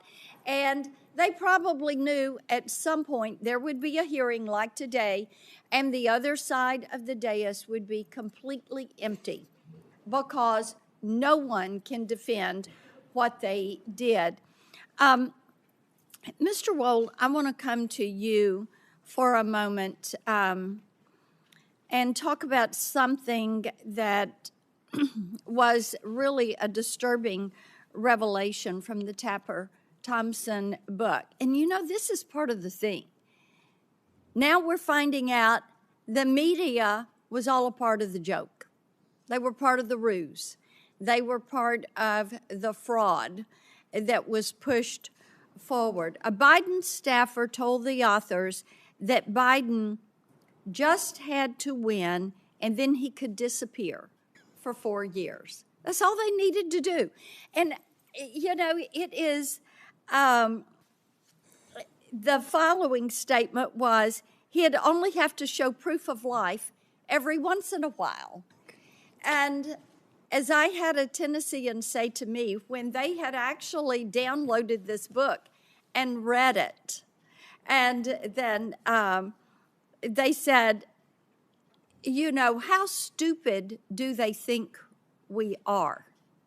And the disrespect this administration showed to the American people. Why is it that the American people appreciate that President Trump goes out and nearly every day is taking questions and answering questions? It's because they have now found out that these staffers were willing to do undemocratic things, as using their term, to keep the president in office, to keep Biden there. They were willing to do undemocratic things, unlawful things. So, Mr. Wohl, let's talk about that behavior and how that undermines the faith of Tennesseans and all Americans in our public institutions, because they could see what was happening, but they were being lied to by people in the White House who were probably then running in their office and saying, well, we pulled it off another day. Yeah, Senator, I mean, this is a theme you've talked about for many years, which is the executive branch is enormous. I mean, there are close to 1,000 employees in the executive office of the president. There are nearly 4 million full-time federal employees throughout the 14 departments that the president oversees. Executive power as accountable to the people of this country really manifests in two ways. The power of the president to remove bureaucrats and to fire them, and to affix his signature to official actions that he undertakes. So when the Washington establishment says something to the effect of, well, democracy dies in darkness, yes, it does when there are staffers, the media, cabinet officials, senior advisors to the president who all create a covering sort of shroud of darkness that obscures who is actually making the decisions. And one other thing I'll just say very quickly, a number of your colleagues on the Democrat side have said, well, there's an OLC opinion here. We don't need to talk anymore. There's an OLC opinion. It says you can use the autopen. The opening paragraph of that OLC opinion says you can use the autopen, but only when the president directs that you do so under his decision-making power, right? It is very clear again and again that the president actually has to make the decision. That cannot be delegated to a staffer or an advisor. And there's no indication here that anyone other than staff were making these decisions. Thank you, Mr. Chairman. Thank you. Senator Hawley.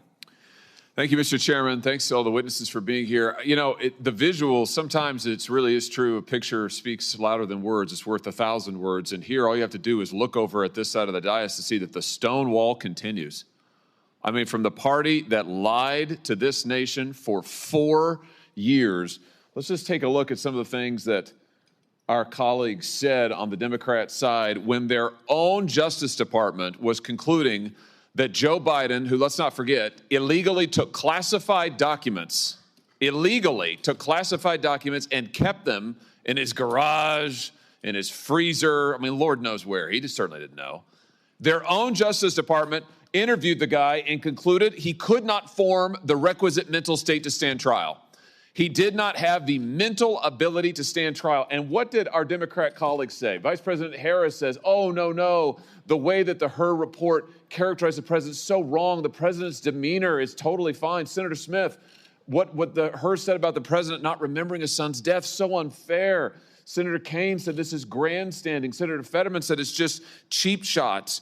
You had other senators saying, Senator Ossoff in February of 2024, saying, and I quote, I found the president to be sharp, focused, impressive, formidable, and effective.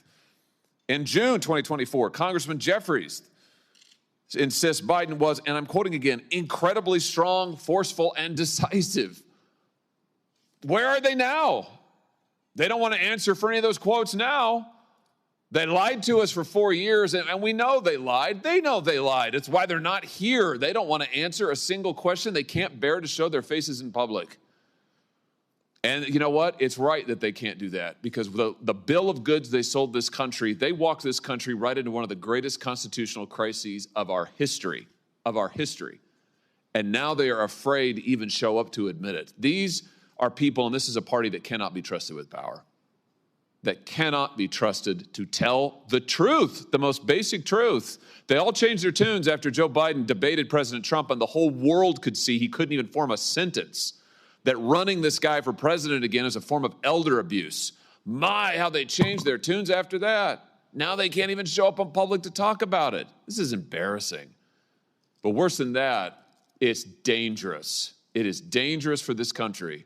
Mr. Wold, I want to pick up on something you just said a second ago about the OLC and their opinion as to when an autopen can be used. Just be clear about this. Autopen means not signed by the person. Autopen is basically push of a button and it gets signed. OLC says only when the president specifically directs it and it is under his direct authority. Do I basically have that right? That's correct, Senator. So, based on the facts we know, did that happen in this case with all of the pardons and clemencies and other giveaways that Joe Biden signed? Assuming that the Biden White House complied with sort of traditional practice of presidential administrations and that there was record keeping either from the staff secretary or others, there should be records to indicate either through covering memorandum or briefing books where the president would have signed his signature authorizing this decision. None of that has come forward. That would be very easy to dispel some of these concerns. And I think what we're seeing here is really the autopen is best understood as a sort of a tool of executive convenience. Hold on just a second. You just said something very important. I want to emphasize that. So what you're saying is that there should be, for every time that Biden authorized the autopen, there should be a record of that. And he should have had to have registered his personal consent to using the autopen. Is that basically correct? I think to put it another way, I would say in the policy paper flow to the Oval Office, there should be a record of what documents are presented to the president when he gave his assent to the actions that are listed in those documents, whether it's a judicial nomination or it's a statutory response to Congress. Well, I think the answer is we need to get those documents. And I just say to our friends in the media over here, you guys need to be asking for those documents, and we need to be asking for them, Mr. Chairman. We need to see those documents. And the president, the former president now, can certainly choose to release them. I'm sure they're part of his personal papers, right, Mr. Wold? And that's correct. And the first place to start would be the staff secretary's office under President Biden. Oh, here's the trail. If you want to know, if you want an answer to the question, did Joe Biden actually assent to the use of the autopen, and you think of all the people he pardoned, he granted clemency to, murderers, drug dealers, child rapists.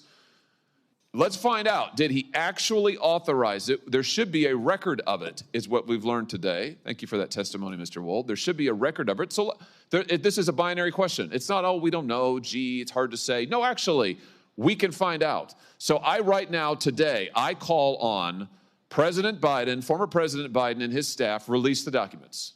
You have them, you know you have them, release them. If what you did is legal, and if you're really not embarrassed about it, and you think it was totally constitutional, release the paper flow. Show us the documents where the president authorized the use of the pen for every single pardon and clemency and stay application. Let's see it. Let's see all of it. And if you won't do it, we should subpoena those documents, and we should find out the truth of who was really running the White House, because I think we can see it was not Joe Biden. Thank you all for being here today. Mr. Wold, thanks for your testimony. Senator Kennedy. Thank you, Mr. Chairman. Gentlemen, I want to try to separate policy and politics for a second. I know it's hard to do around this place, but I thought Senator Cornyn made a very good point in his opening remarks. I think Senator Schmidt made the same point that the policy here is very important. And I want to ask you your opinion on the policy. Professor, tell me briefly, I know you came to talk about auto pens, but tell me briefly about the 25th Amendment. Well, Senator, the 25th Amendment provides the process by which to implement a principle that's in the original Constitution, which is when the president's unable to exercise the powers and duties of the presidency, somebody else exercises them, starting with the vice president. The 25th Amendment sets up a process by which, if there's a question whether the president is able to do that, the vice president and the heads of the executive departments can temporarily basically put the put the vice president in as acting president, and then Congress ultimately decides the question. Well, the standard, is it not, Professor? The standard is disability of the president. Is that correct? Unable to exercise the powers and duties. Okay. Yes. Here's what I would like your opinion on, and the opinion of these two gentlemen here. You have all been staffers. You've worked in government. You've had a boss. In Mr. Spicer's case, his boss was the President of the United States.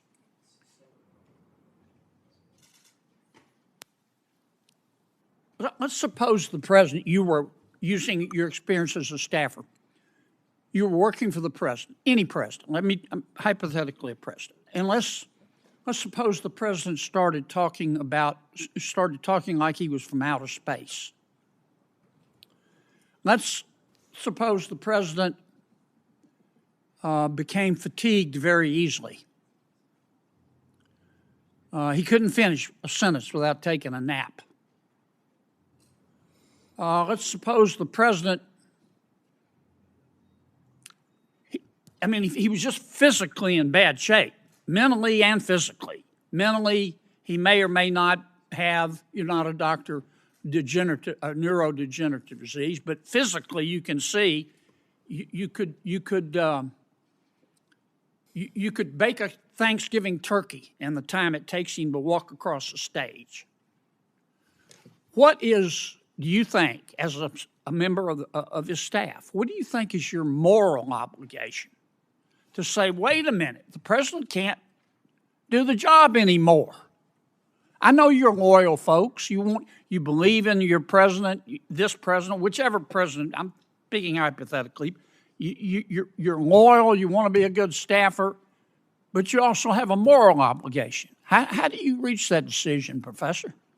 And I'll go to each of you. Senator, I think the first thing you would have to do in a situation like that is exercise your own judgment. How serious is this problem? Because everybody has moments when they lose focus, it happens.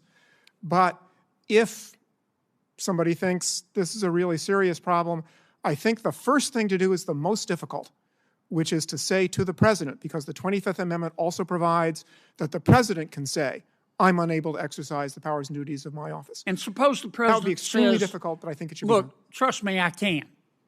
And it's clear to you that he has neurodegenerative disease and he can't. What do? Do you have a moral obligation as a staff member to go to the American people and say, we've got a problem here, it may cost me my career? Senator, I think at that point you have an obligation to talk to the Vice President, who is in charge of the Section 4 process under the 25th Amendment. What about you, Mr. Wald? You have a moral obligation. I understand you want it to go away, you want to work it out with him, but you can't. When does a staffer have a moral obligation to stand up and say he can't be president anymore, she can't be? Well, Senator, the 25th Amendment only works if individual staffers or officers of the United States exercise that kind of moral judgment. That's what I'm asking you. Yeah, so, I think always, as the professor said, the presidency is an enormous burden, so it would be not one instance, it would have to be several instances of a failure to exercise judgment. How do you make that decision? You're the staffer, I get it. Yeah, well, I think it begins with prayer, of course, but after that, I think it's conversation with other staffers, and if you're unable to confront the president or to raise the issue with the vice president, you should resign. What about you, Mr. Spicer? Do you stand up and do it and tell the truth and run, or do you have a greater obligation to your boss? Well, luckily I didn't have that problem. But I would say that you have a moral obligation as an American, as a citizen, as a human being. If the leader of the free world cannot conduct themselves to make the decisions that are critical to this country and to the world, you absolutely have a moral obligation to follow the chain of command. And if they don't act, then you must.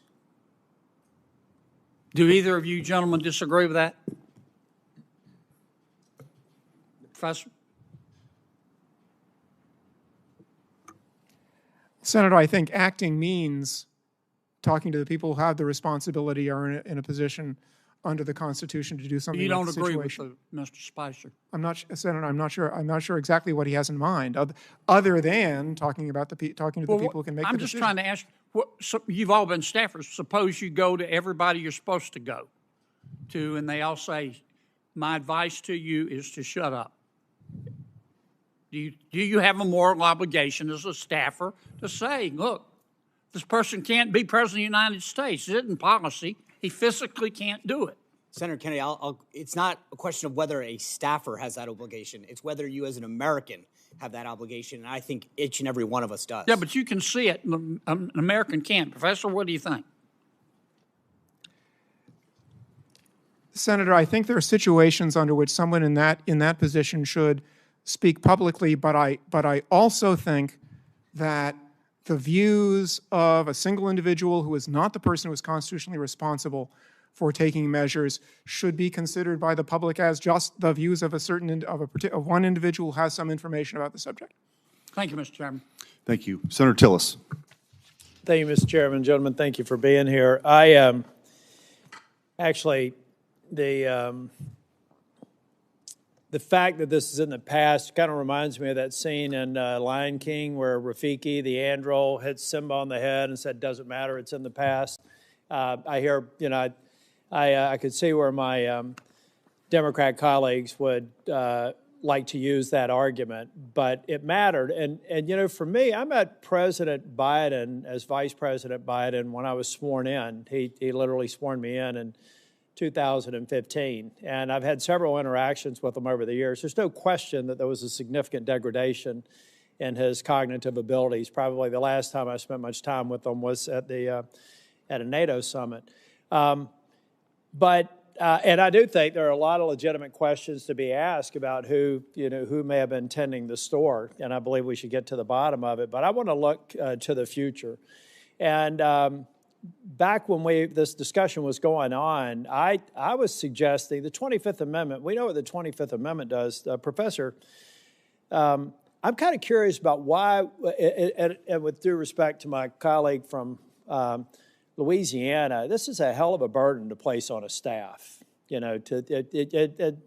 Spicer, you've been in the White House. Can you imagine how heavy that would be and how unlikely it would be for you to be successful as an individual staff member? But Professor Harrison, I'm thinking more along the lines of what you see in boardrooms all the time about annual evaluations of the CEO or board members. What about the concept of something short of triggering the 25th Amendment, where the cabinet members, hand-selected members of the president, confirmed by the Senate, maybe on an annual basis, have to have an attestation that based on their work with the President of the United States, that he is mentally capable, fit, and the same way that we have boards make those decisions about board directors and CEOs. What would be wrong with some sort of a report or attestation to Congress from the cabinet member saying this man or woman is good to go, and it would be it would be perjury to Congress if they ended up covering up and history proved that. What's wrong with something like that as we're looking forward? Senator, I would be, and maybe I am being unduly protective of the independence of the other two branches, but that's sort of why I want to leave it in the. That's why all I want is the cabinet to truthfully attest to the fact that their boss is of sound mind and body, and unless they lie, it's not an issue. Senator, it's an Article 2 responsibility to report to Congress like so many other things. What's wrong with that? I think it would be a very good idea for the president to create a process like that. My concern is the thought of Congress making such a process mandatory, especially in light. Well, I'm trying to figure out the consequence, because arguably, I find it hard to believe that there were members of the cabinet that didn't go, you know what, we love this guy, he appointed us to this position, but he's missing a step. And they're refusing to. This is not about any one person. This is about 340 million people in this country. No one of us should think that we should somehow be given a given a break if we're missing a step. So all I'm saying is you got to report honestly to Congress that the President of the United States, in your opinion, is absolutely demonstrated sound mind and body. It's like no other testimony. It'd be no different than us having them before the committee and say, is the boss okay? And if they lied, they'd be perjuring themselves. So what's the difference between that and some sort of a pro forma report that I'd be willing to subject the current president to, and then we'd have it for all the future presidents? What would be wrong with that? Senator, again, I think the problem there is the Constitution has created a process for that, and that's the 25th Amendment, and that suggests that Congress can't create another process. Now, I do think that the point you're making today is part of the political process that might lead presidents to create a system like that on their own, which might enhance the people's confidence. About to run out of time. Mr. Spicer, what do you think? Senator, the president normally goes under a routine physical every year. In the case of President Biden, it was Dr. O'Connor who affirmatively stated his fitness for office.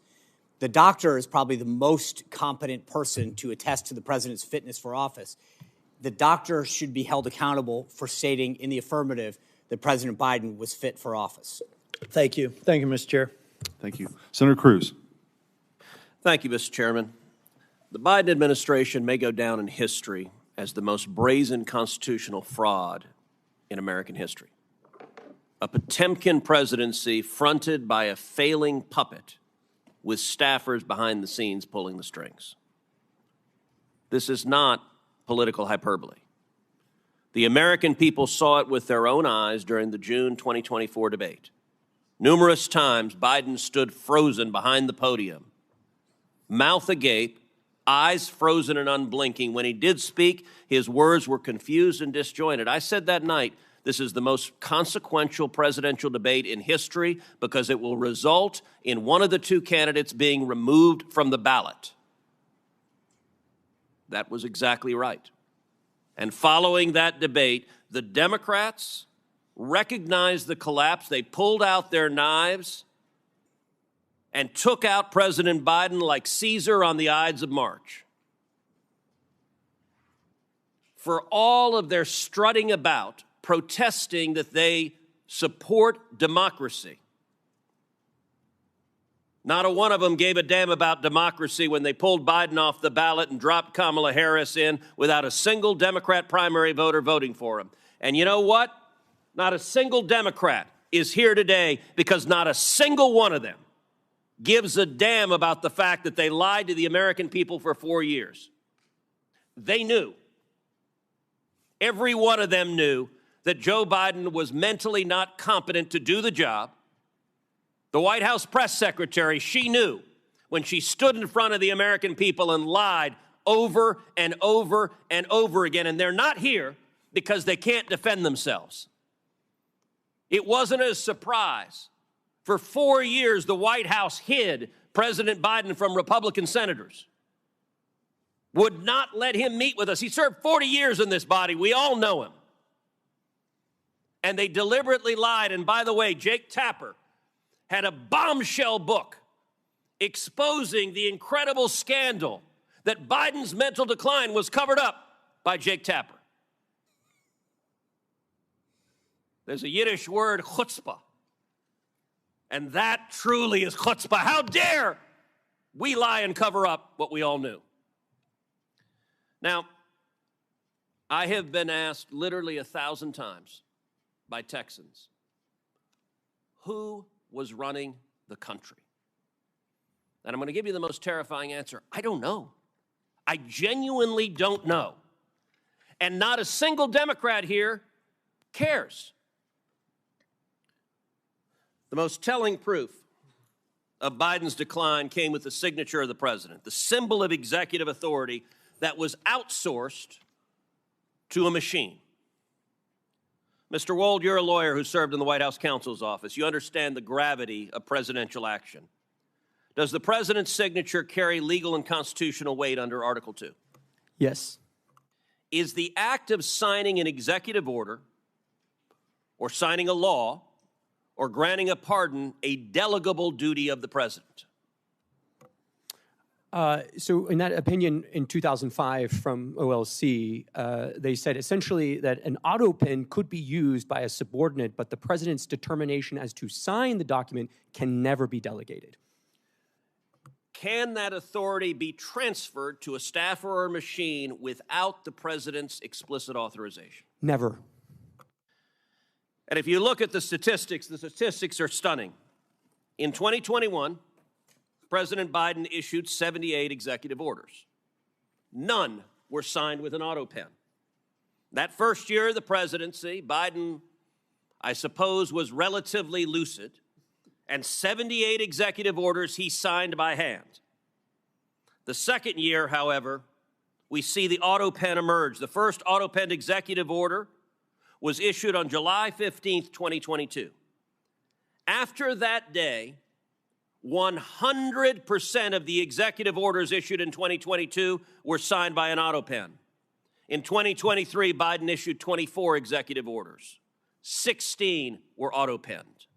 In 2024, Biden issued 19. 14 were autopenned. In 2025, Biden issued 14 executive orders. Every single one was autopenned. Mr. Wald, let me ask you as a legal matter, if there's a law that's passed both houses of Congress and it goes to the White House, and a staffer autopens signing that law without the president's authorization, is that law legally passed and signed into law? No. If an executive order is issued and a staffer autopens it without the president's authorization, is that executive order legally binding? No. And if a pardon is issued from the President of the United States and a staffer autopens it without the President's authorization, is that pardon legally binding? No. Under the Biden White House, the ceremonial song, Hail to the Chief, was effectively replaced with Hail to the Pen. And it was an outright assault on democracy. And every reporter covering this ought to ask, why doesn't a Democrat care? We heard about the moral responsibilities of a staffer. How about an elected senator who knows damn well that if we get into a war and Iran is preparing to fire a nuclear weapon at the United States, that the commander-in-chief is busy playing with his Jell-O and is not competent to defend ourselves? And every member of the cabinet, the chief of staff, the press secretary, and the members of Congress who lied about this on a daily basis with the press's complicity, they are all responsible for subverting democracy. Senator Cornyn. Professor Harrison, we've talked about the mechanics of the 25th Amendment whereby an incapacitated president would be removed. But it strikes me that ultimately it happened, albeit not before the end of President Biden's full term. What we saw happen after the disastrous debate in the summer of 2024 is basically an exercise of the powers of the 25th Amendment by the political elites in the Democratic Party to get President Biden not to run again and to substitute Kamala Harris for him as the Democratic nominee for president. So, Mr. Spicer, maybe the mechanics were a little bit different. Maybe the timing was not the same, but doesn't that demonstrate the capacity of the leadership of the Democratic Party, of the Biden family, of the senior staff and the president's administration to be able to convince the president that he no longer was capable of serving and needed to step down? Senator, the left and their friends in the media like to throw around terms like threats to democracy, constitutional crisis. And if we don't have confidence in the leader of the free world making decisions, that truly is the definition of a constitutional crisis and the threat to democracy. So for all of these folks to stand up here and use those phrases over and over again and then not have the desire to show up, to understand what's happening, to stand up at the time as we discussed earlier, whether it was a staffer or a cabinet member, to literally avoid going to the Oval Office. And in the case of the media, to avoid the questions that were so clearly obvious to the rest of America, shows that they were more concerned with power and preserving that power and an agenda than they were at really caring about the Constitution and democracy. I agree that that is the clear conclusion.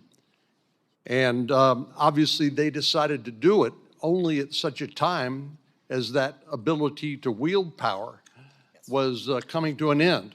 If, in fact, President Biden had remained the nominee of the Democratic Party and then ran against and lost to President Trump, these folks would be out of luck and out of power. So they decided to act under that circumstance. Senator, you look at a lot of these decisions, and it was pretty clear that there was a handful of folks at the top of the Biden administration and Biden White House that had been around him for decades, where all of that information funneled. So I mentioned before, there are approximately 25 senior White House staffers that have the rank of assistant to the president. Those are the highest White House staffers. I would bet that only a handful of them ever interacted with President Biden on a daily basis. The rest of them had their communications funneled through other people. If the press secretary, the communications director, whose job it is to speak on behalf of the principal in lieu of them being able to talk or communicate, don't have access to those individuals at the senior most level, then what good are they? And I would argue that while many times we heard people in the press and on the left accuse the Trump White House of quote unquote lying, for them to go out there and talk about the president's stance on issues, what President Biden thought or didn't think on a personnel issue, a policy issue, when in fact they had never spoken to him, is in fact the epitome of lying. One of the most consequential actions or inactions of the Biden presidency during 4 years was his failures to secure our southern border and to deal with illegal immigration. I have in my hand examples of the Biden immigration proclamations and executive orders, and there are a lot of them, as you know. They also include things like granting temporary protected status to large populations of immigrants, particularly from countries in Central America, rescinding Trump administration policies when it came to enforcing our laws at the border, granting parole, which is essentially a permission slip to enter the country in a way that would otherwise be illegal. And Mr. Chairman, I'd ask unanimous consent that this document be made part of the record as an example of the sort of consequential border security and immigration-related measures that President Biden purported to sign. Without objection. Mr. Wald, I do want to follow up on a couple of things with you and Mr. Harrison and also Mr. Spicer. Under the Presidential Powers Act, we could have a special access request, correct, to the archivist to find out what assent was actually given by Joe Biden on the autopen. Is that your understanding? If they kept records, right. Yes. Right. But I think that will be something we will be pursuing. Professor Harrison, I wanted to ask you, sort of on the Article 1 branch's role, and I think I understand your concern when you say the president could do something. You're dealing with sort of a separation of powers issue is sort of what I'm reading into that. So the Article 1 branch can impeach for high crimes and misdemeanors. Should the Constitution be amended, in your view, to deal with this incapacitation? So impeachment would be a vehicle beyond just the 25th Amendment, but impeachment would be a vehicle to deal with these issues. Senator, there's a long-standing question about whether impeachment is appropriate for inability. There's been questions right at the beginning of the Republic about a couple of judges who were in very poor shape. Not that they'd committed crimes; they were impeached and removed. And there were doubts as to whether impeachment was appropriate for that because there was problem. Their problem was age and inability. So you're absolutely right that there's a doubt right now whether the impeachment process, and it goes back a long, long way, whether the impeachment process is a way of dealing with inability as opposed to misconduct. It's clearly primarily directed at misconduct, and I think that if members of Congress are thinking about an additional constitutional amendment, and maybe they should be, they should think both about adapting the impeachment process to inability, which, as I say, right now it's not clear it's properly used in those situations, or creating yet some other political process to deal with presidential inability if lawmakers think that the political process that's in Sections 3 and 4 of the 25th Amendment is inadequate. The last thing I'll say, just as a policy matter, and this is not speaking on the legal question, I do think it's important that any decision about presidential inability remain something that's decided by politically accountable people, that it's treated as a political decision. It can't just be a technocratic decision.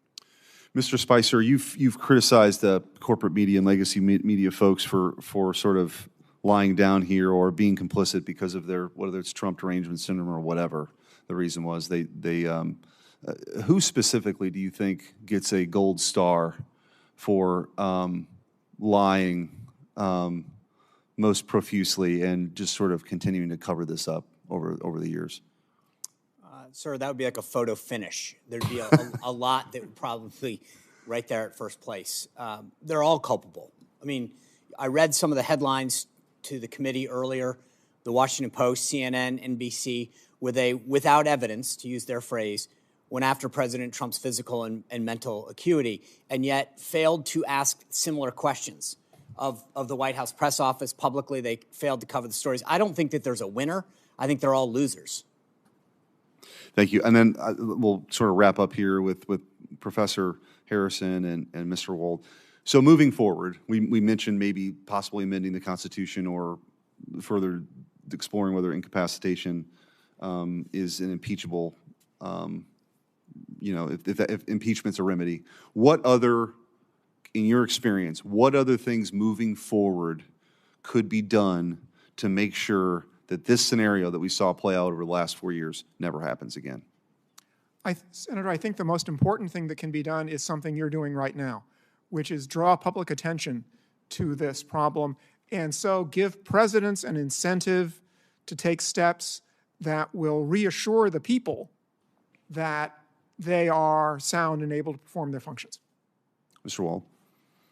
I would agree with the professor and just add that there should be some accountability for the staffers and the officers of the United States who acted to conceal and to cover up the president's incapacity from the American people.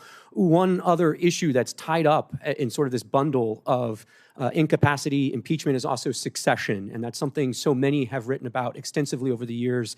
We are very blessed that we have never had a double vacancy with the president and the vice president, either because of terror attack or misconduct. That's something that legal scholars have said for many decades, that Congress really has to work on that. And I would add, yes, in fact, that's something you all should take up with some seriousness. May I say spontaneously, yes, please? Okay. Well, I want to thank the witnesses for your testimony here today. Written questions for them may be submitted for the record until June 26th at 5 p.m. And with that, this hearing is adjourned. Thank you.